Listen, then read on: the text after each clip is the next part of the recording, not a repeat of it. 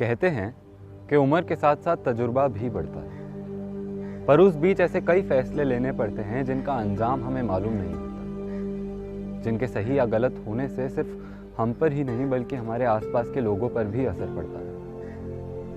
अक्सर एक परिवार में ऐसे कई फैसले लेने पड़ते हैं जो उस वक्त तो सबके लिए सही लगते हैं, जैसे अंगद का अपने बच्चों की खुशी और सलामती के लिए कुछ करना या साक्षी का गिल्ट की वजह से अपनी जॉब छोड़ देना। पर ऐसा ज़रूरी नहीं कि उनके परिवार की तरह ही इसमें सबकी भलाई हो, खास करके घर के बच्चों की।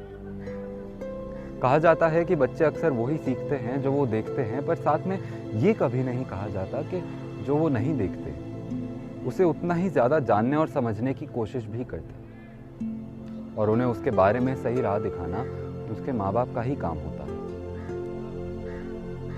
और सही बात है कि वो कभी भी अपने बच्चों का बुरा नहीं चाहेंगे, पर ये समझने के लिए कि उनके बच्चों के लिए क्या सही है और क्या नहीं, उनका उनके साथ बैठना और पहले उन्हें समझना बहुत ज़रूरी है। बिल्कुल सही बात है कि अंगद और साक्षी भी रोहन और रूही जितने कभी ना कभी रहे होंगे और खुद भी उसी दौर से गुजरे थे, पर इसका ये मतलब नहीं कि उनकी पेरेंटिंग भी अंगद और साक्षी की तरह ही की जाए। इसलिए नहीं कि उसमें कोई कमी रह गई, पर इसलिए क्योंकि वक्त के साथ साथ ज़िंदगी में आने वाली रुकावटें और पुरानी रुकावटों के हल दोनों बदल जाते हैं। ऐसे में ये समझना बहुत ज़रूरी है कि क्या एक खिलौना लेकर देने में किसी की खुशी ही है या भलाई भी?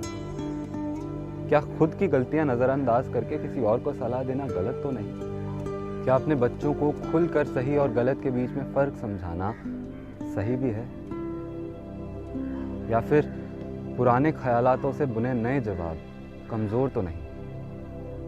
इन जैसे और कई सवालों के जवाब बहुत ही आसानी से ढूंढे जा सकते हैं, क्योंकि सूरज का बादलों के पीछे छुपने का ये मतलब नहीं कि सूरज कभी निकला ही नहीं। उसके दिखाई ना देने पर भी उसकी रोशनी उसकी मौजूदगी का एहसास करा ही देती है।